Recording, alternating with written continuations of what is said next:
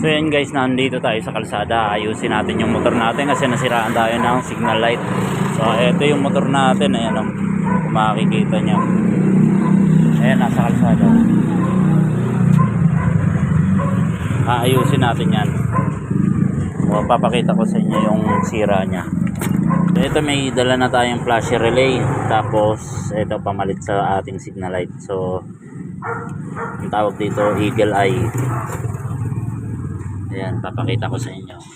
Uy, ewan pala yung susi. Baba muna tayo. Yung hazard nga pala to guys, kaya madaling makalaman kung anong sira.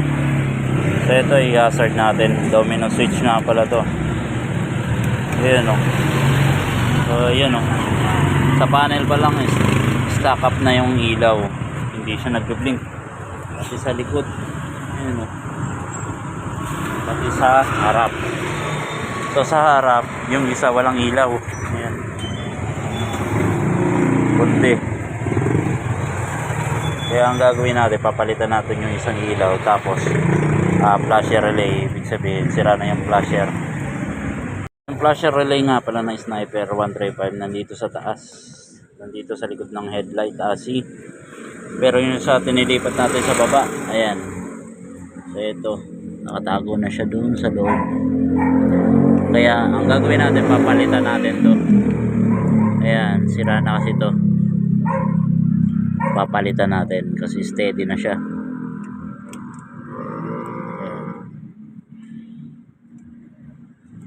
Ito na yung luma. Ayan. So ito na yung bago. Testing na natin.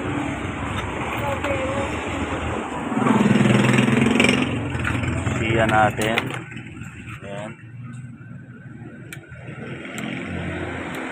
So yun. So hindi siya sira. Ibig sabihin baliktad lang yung pagkakabit ng dalawang wire. Nagkabaliktad lang. Yung bago, ang ginawa natin, binalik natin yung luma. So baliktad lang yung pagkakabit nito. Subukan natin. Ayan. Kasi pinalitan natin to eh. So baliktad lang yung pagkakabit. Testing natin. Ayan o.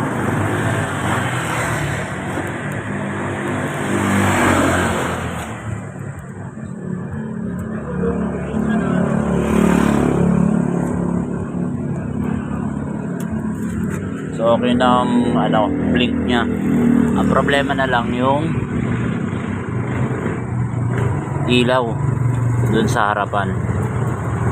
So ang gamit kasi eagle eye. So madalas nasisira talaga ang eagle eye. Kaya papalitan natin yan. Ang supply nito negative positive lang yan. Yung black negative, yung pula positive.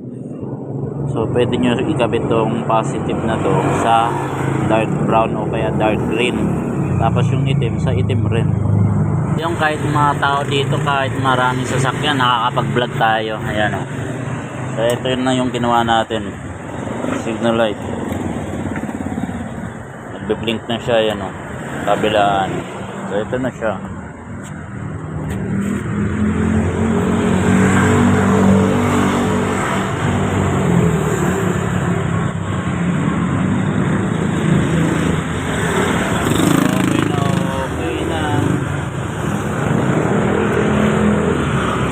Okay na. So kung bago lang sa channel, paki-like na lang, subscribe, and paki-share na rin. Thank you for watching.